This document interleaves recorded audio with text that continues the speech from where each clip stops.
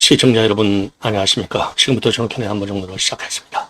자, 이번 시간에는 말이죠, 이 집중적으로 이 한미 정상회담과 관련된 내용을 이제 분석해 드리도록 하겠고요. 지금 이제 전반적으로 보면은 이제 안보 문제에 대한 청구서가 만만치 않을 것이다. 그러니까 청구서 자체, 그러니까 이제 동맹의 현대화로 이제 포장이 되어 있어요. 제일 큰 이름은 동맹의 현대화입니다. 그 안에 작은 이름들이 주한미군의 역할 변경, 그리고 주한미군의 규모 변경, 그리고 국방비 증대, 방위비 증대, 그리고 전자권 전환, 이런 대여섯 가지 작은 메뉴가 들어가 있는 거예요. 자, 가장 큰 메뉴, 가장 큰 모자는 동맹의 현대화입니다. 이걸 가지고 트럼프하고 밀당을 해야 되는데 만만치가 않다. 우리가 철저하게 의리다.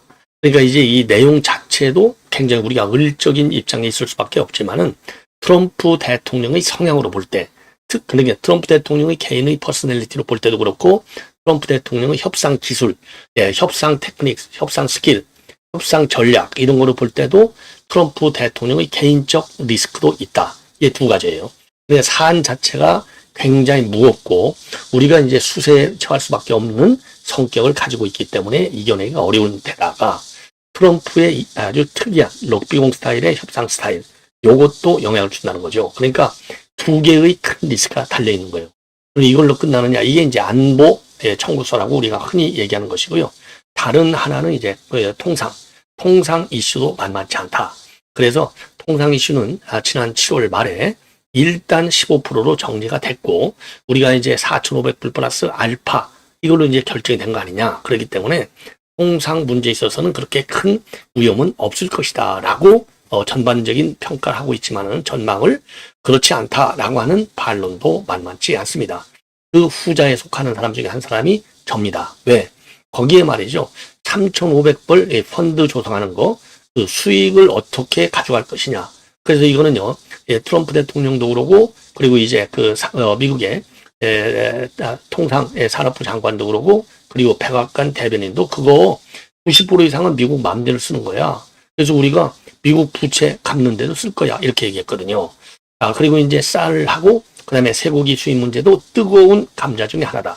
그리고 더 큰 중요한 이슈는 우리 기업들이 투자하게 될 투자 액수, large sum of money, 엄청난 금액의 투자 액수, 이거를 이제 또 합의를 해야 되잖아요. 그렇기 때문에 지뢰밭이 관세 통상 협상에도 곳곳에 깔려 있다. 이렇게 저는 봅니다.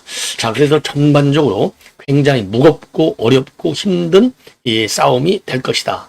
자, 그래서 이거를 이겨내려면 첫째는요, 미국이 지금 어떻게 준비하고 있는지 정보를 아주 확실하고 정확하게, 그리고 빠르게, 시간에 늦지 않게 수집하는 게 제일 중요해요. 그래서 미국의 진의와 미국의 정상회담 전략을 아주 꿰뚫는 정보 수집이 제일 중요하고, 그 다음에는 아무리 좋은 정보를 가지고 있다고 하더라도요, 제대로 분석 평가해야 돼요.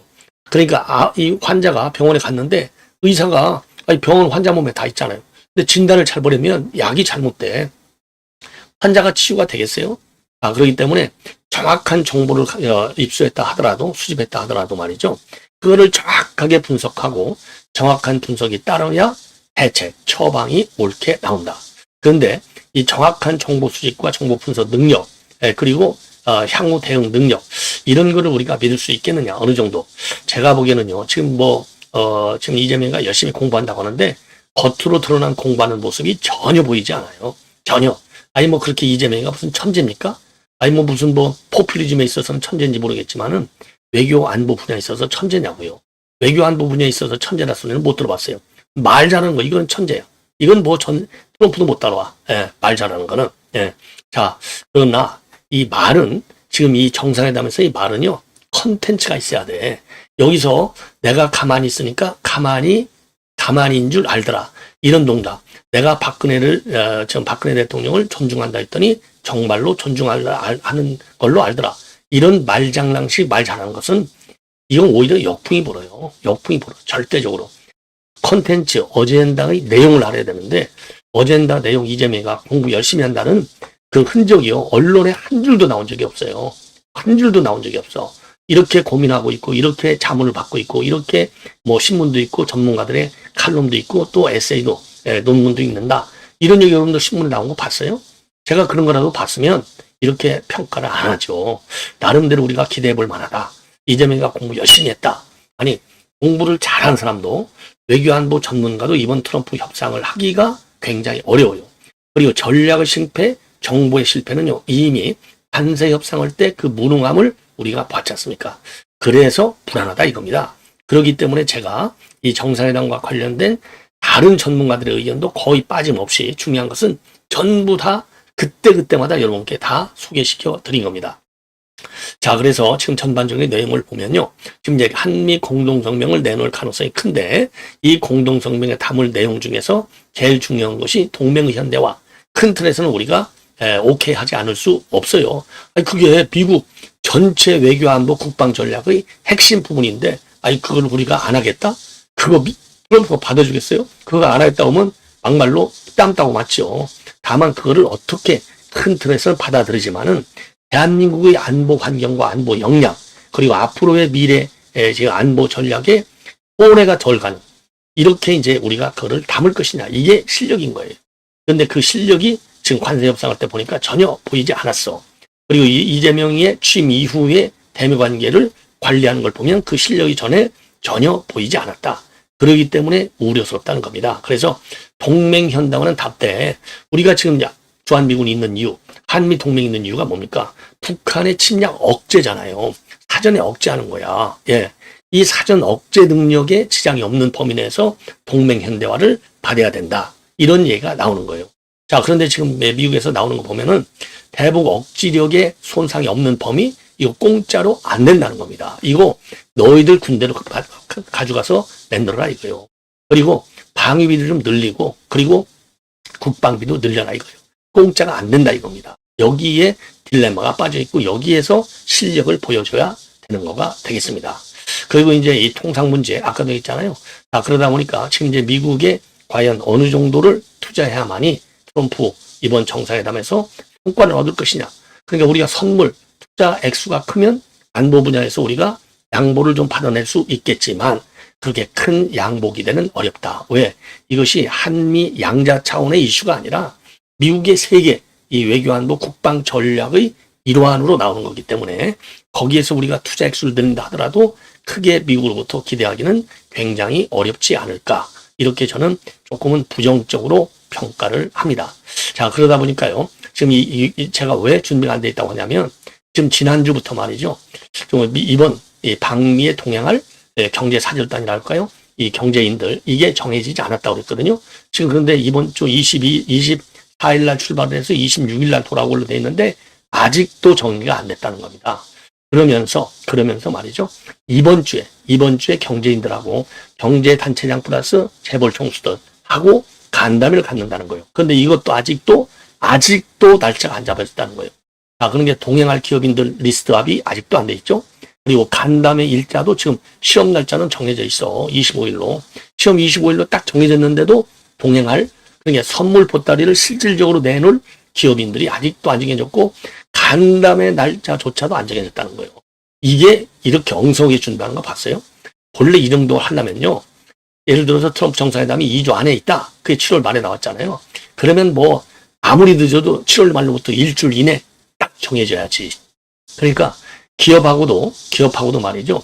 소통이 잘 되는 것 같지만 정말 어느 정도나 잘 되는지 안 되면 어느 정도나 안 되는지도 취재진들 여러분들께서도 취재해서 국민의 알 권리 그리고 대한민국의 외교안보 경제안보를 위해서 공유해 주십사. 이렇게 저는 이 대형 매체들의 취재진들한테 그렇게 부탁을 하고 싶어요. 그게 나라가 사는 길이니까 제가 항상 그러잖아요. 이렇게 지금 이재명 정부한테 맡겨서야 되겠냐 이거예요. 안 된다 이겁니다. 더군다나 지금 보니까 말이죠. 예.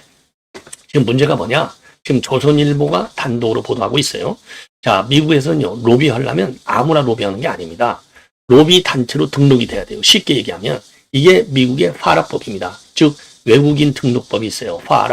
파는 이제 이 파가 foreign, A가 agent, 그 다음에 R은 registration 등록, A는 act 법. 이건 외국인 등록법인데 외국인 등록법에 등록된 기관, 단체, 개인만 로비를 할 수 있어요.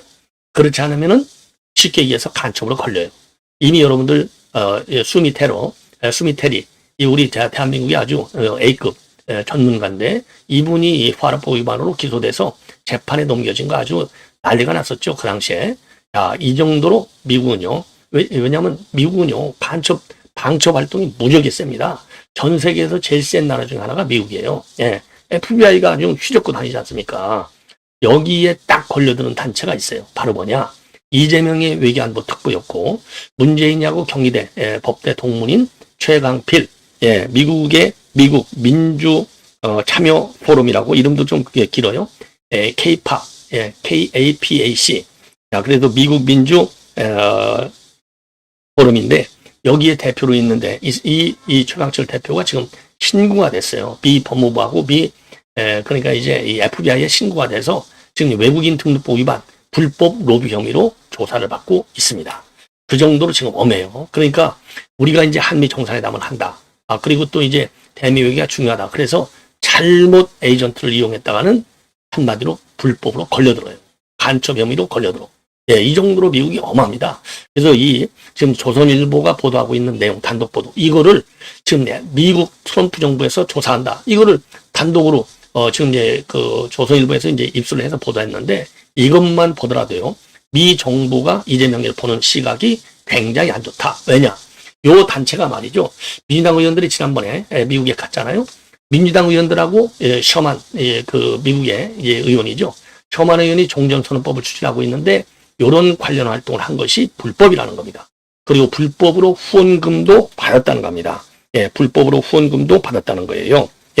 그런데다가 종전선언법을 추진하고 있는 셔먼 미 현직 의원한테 훈장도 주려고 했다는 겁니다. 이 세 가지 혐의로 미 FBI하고 미 법무부가 지금 조사를 진행 중에 있다.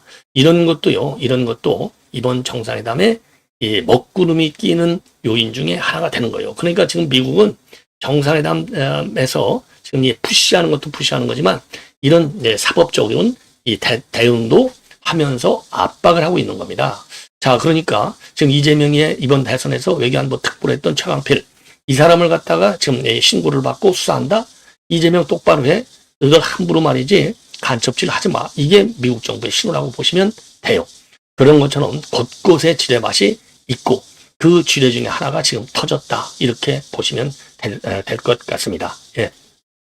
자, 그리고요. 제가 종종 인용해드리는 한미동맹재단 이사장인 김해창 박사, 김해창 총재님이 지금 이제 트럼프의 자문위원으로 활동하고 있어요. 그러니까 이제 이분은요. 뭐 항상 제가 말씀드리지만 여러분들 또 처음 방송 보시는 분들은 또 모르실 수가 있어서 말씀드리는데 지금 이제 트럼프 대통령이 2기 대선 캠프에서 한인 팀장을 했던 분입니다. 그리고 트럼프 대통령한테 종종 이 서한을 보내요. 지금 뭐죠? 진정. 그러니까 이제 탄원서 같은 거, 의견서 같은 걸 보내가지고 트럼프로부터 고맙다. 이런 레터를 또 감사의 레터를 받는 분입니다. 나름대로 트럼프 행정부에는 조금 상당히 영향이 있는 분이라고 이제 볼 수가 있는데 이분이 이제 최근에 말이죠. 지금 글을 하나 보내왔습니다. 그래서 지금 현재 트럼프 어드바이저 TF 멤버로 돼 있습니다. 그래서 이제 이분이 이제 온 걸 보면은 현재 지금 우리 국민의힘 지금 대표 선거와 관련해서 지금 평가를 내놓고 있는데 별로 신뢰도도 높지 않은 일부 조그만 여론조사를 믿다가는 팽당한다. 이러면서 말이죠. 지금 이제 김해창 총재 본인은 처음부터 김문수 가능성을 쭉 보고 있었다. 왜 그러느냐? 보수 조직을 이끌 문화 코드를 김문수에게 있기 때문이다. 그래서 근본은 대선 후보가 아니고 당 후보를 선거하는 것이다. 그러면서 그러면 김문수가 왜 적임자고 김문수가 돼야 되느냐? 첫째는요, 국민의힘 40%층의 TK 중심권을 확보하고 있고, 두 번째로는 지난 대선에서 40%가 넘는 베이스가 잔존해 있다. 그러니까 이제 김문수 지지층 41%가 살아있다는 것이죠. 그러다가 이제 TK도 딱 끼고 있고, 그 다음에 세 번째로는 떠오르는 장동혁은 정치 신뢰도 2년 반도 안 되기 때문에 까맣길수록 정지 상태로 머물게 된다. 정치 신뢰도는 2년 반도 안 됐기 때문에 까맣길수록 정지 상태가 된다. 네 번째, 그러한 갑자기 등장했던 젊은 이준석, 한동훈 모두가 보수에 유익치 못했다. 여기에 장동혁도 벗어날 수 있어야 하는데 단순하게 외치고 있는 거, 입으로만 싸우는 거 가지고서는 이거를 믿기 어렵다, 인증하기 어렵다는 겁니다. 그래서 장동혁은 근본 기반으로 해서 다음을 내다봐야 지지층의 실망을 안 시킨다. 그리고 다섯 번째, 차라리 결선에 앞서서 김문수를 지지하라. 그래야 장거리를 뛸 수 있다. 그 다음에 여섯 번째, 미 상하 의원 지지가 없었던 트럼프의 경우에도 그야말로 민초를 지지세로 장악을 해서 했는데, 자, 그래서 이 트럼프의 이 성공 카드를 보면은 결국 김문수의 태도를 트럼프가 열어준 격이 아니냐. 예, 그래서 지금 이제 이 김문수 후보의 경우에는 트럼프의 이런 그 트럼프 2기 입성의 성공의 길, 이거를 좀 배워라. 이렇게 지금 조언을 하고 있어요. 자, 하나하나가 굉장히 의미 있는 조언이 아니냐, 이렇게 판단이 됩니다. 자, 그래서 다시 한번요. 자, 김문수 후보는 이미 대선 때 40% 지지층을 가지고 있었고, 국힘의 당원의 40%가 있는 TK를 딱 가지고 있다. 예. 자, 그리고 장동혁은 그동안에 이준석과 한동훈, 이거 봐봐라. 우리가 사기당하지 않았느냐. 그동안에 입만 가지고 싸운 거 가지고서는 인증하기가 어렵다. 예. 그러니 차라리 경선에 앞서서, 결선에 앞서서 김문수를 지지하고, 그것이 결국 장래를 보장하는 길일 것이다. 그리고 트럼프가 그야말로 이기게 된 것은, 예, 미 의원들의 지지가 없이도 이기게 된 것은 민초를 장악했기 때문이다. 자, 그런 것처럼 이제 김문수도 지금 국회의원 지지가 어느 정도 되는지는 모르겠지만은 국민의 지지를 받을 수 있는 길, 트럼프를 배워라. 이런 아주 조언을 하고 있습니다.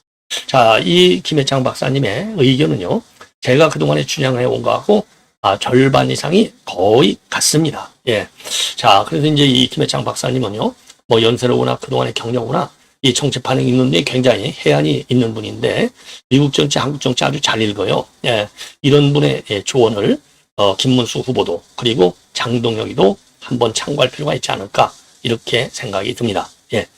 자, 그래서 아까 얘기한 대로요, 지금 미국 미 법무부하고 그다음에 이제 FBI에 신고된 내용을 보면은요, 지난 8월 13일 날 신고서가 접수가 됐다는 겁니다. 이 신고된 사람은 바로 누구냐? 지금 미국에서 지금 친여 성향의 단체예요. 미국 민주 참여 포럼입니다. 이게 어떤 법 위반이냐? 외국인 대리인 등록법 위반이 된다는 겁니다. 자, 그러면 이 최강철이는 누구냐? 최강철이는 이재명한테는 외교안보 특보를 했고, 문재인한테는 경기대법대 후배다. 그래서 최미 사업과 최강철이가 지금 이제 이 파라법 위반으로 지금 조사를 받고 있다 이겁니다. 예. 자, 그래서 이 신고 내용을 보면 요 지금 이 K-POP 이것이 외국 대리인으로 등록하지 않은 채 한국의 국회의원과 미국 의원들과 협조하에 미국 내에서 이재명 정부를 위한 정치적 활동을 수행했다. 예, 신고서가 접수되자마자 즉각 조사가 됐다는 겁니다. 자, 그러면 이 K-POP은요, 지난달 7월 23일 날 이 반트럼프 성향인 브렛 셔먼 민주당 하원의원, 그리고 이제 민주당에서 조정식, 서영교, 김영배, 이런 사람들이 워싱턴에서 종전선언법 관련 행사를 열었는데, 여당 간사인 김영배가 이 자리에서 이재명 정부의 실용 외교에 관한 프레젠테이션을 하면서 정부 외교안보 정책 목표를 홍보했다는 겁니다. 예. 이게 이제 걸려들은 거예요. 걸려들은 거. 예. 자, 그리고 신고 내용에는요, 지난 5월 13일 날 이재명의 외교안보 특보에 최강철 대표가 임명이 됐다. 그리고 K-POP, 이게 이 단체가 미국 외 거주자로부터 페이팔 신용카드를 통해서 후원금을 받았다. 미국 외 거주자, 그러니까 주로 한국에 있는 사람들이겠죠. 예, 그래서 단순히 직함을 받거나 외국인의 후원금을 받는 것만으로는 파라법 위반이 되지 않지만은, 이를 배경으로 해서 한국 정부의 영향력 행사를 돕고 미국 내 여론 정책 의회에 영향을 미치랬다. 그러면은 파라법 위반이 된다는 겁니다. 예, 그리고 또 하나는요, 셔먼 의원한테 훈장을 수여를 추진하고 있다는 점, 이것도 지금 위법 사항으로 고발이 됐다는 겁니다. 그래서 이 Foreign Agents Registration Act, 이 외국인 대리인 등록법은요, 외국인을 포함해서 미국에 거주하는 모든 사람은 외국 정부나 기관, 기업의 정책 또는 이익을 위해서 일할 경우에는 미 법무부에 사전에 신고하고 활동을 보고하도록 하는 미 연방법입니다. 1938년도에 제정이 됐어요. 예. 자, 이 정도로 해서 말이죠, 이 정도로 해서 이제 이 파라법 위반, 이거 굉장히 참 중요한 법 위반이 되겠고, 그리고요, 지금 이제 이 중앙일보의 이하경 대기자의 오늘 칼럼입니다. 정상회담과 관련해서 폭군 트럼프 만나는 이재명 대통령의 승부수, 이렇게 돼 있어요, 제목이. 근데 이 폭군이라는 말은 여기에 따옴표가 들어가 있는데, 이하경 대기자, 요 사람이 쓴 말이 아니라 뉴욕 타임즈의 칼럼니스트, 아주 유명하죠. 세계적으로 유명한 지금 평론인데, 폴 크루그먼 이분이 트럼프 대통령을 폭군이라고 그랬어요. 그 로마 제국의 폭군 칼리굴라에 비유한 바 있습니다. 그래서 이거를 보면 이번에 이제 지금 우크라이나 젤렌스키 대통령을 따돌리면서까지 푸틴하고 둘이 회담한 걸 봐라. 이게 말하자면 강요된 평화를 추진한 것이고 이게 폭군 아니냐, 이런 식의 글을 쓰고 있어요. 자, 그런데 이거 폭군, 제가 지난번에 말이죠, 이 민주당 의원들이 트럼프 대통령을 갖다가 깡패라고 한 거나 똑같아요. 아무리 그 폴 크루그먼이 쓴 말이라 하더라도, 그거를 즉 다운표를 통해서 인용했다 하더라도 이건 적절치 못하다. 아니, 미국 사람이 미국 대통령 트럼프 하는 것은 우리가 뭐 이재명을 갖다가 뭐 찌재명 이렇게 하는 건 똑같아. 그러나 그거를 한국의 그 레거시 미디어에서 그대로 쓴다? 이거는 말이 안 되는 겁니다. 자, 그래서 이 사설을 보면요, 과거에도 지금 이재명 못지않게 어려운 협상을 갖다가 대한민국의 외교와 안보, 이거를 위해서 승리로 이끈 이승만 전 대통령, 그러니까 이제 한미 상호 방위 조약 체결 때의 미국을 지금 압박한 거, 그리고 이 박정희 대통령이 카터, 그 당시 주한미군 철수 통보하러 왔었는데 45분간이나 철수 반대문서를 작심하고 읽어가면서 결국은 주한미군 철수를 갖다가 포기시킨 요 사례, 요런 거를 이재명이는 배워라. 배워라 이거죠. 그런 용기와 배짱, 그리고 지혜가 없이 정상회담에서는 안 된다. 자, 그래서 지금 이제 우리가 가지고 있는 조선업 협력 카드를 통해서 지금 이런 트럼프 대통령을 협상해서 우리 이익을 제대로 좀 건져내야 된다. 이런 지금 주장을 하고 있습니다. 자, 그리고요, 지금 이제 마지막으로 하나만 더 덧붙이면은 지금 이제 이 훈련, 지금 이제 중지 문제가 굉장히 뜨거운 감자가 됐는데 군에서는 지금 보글보글 끓을 것 같아요. 왜냐하면 이재명이가 이번 광복절에서 9.19 군사합의를 갖다가 선제적으로 복원하겠다 그랬잖아요.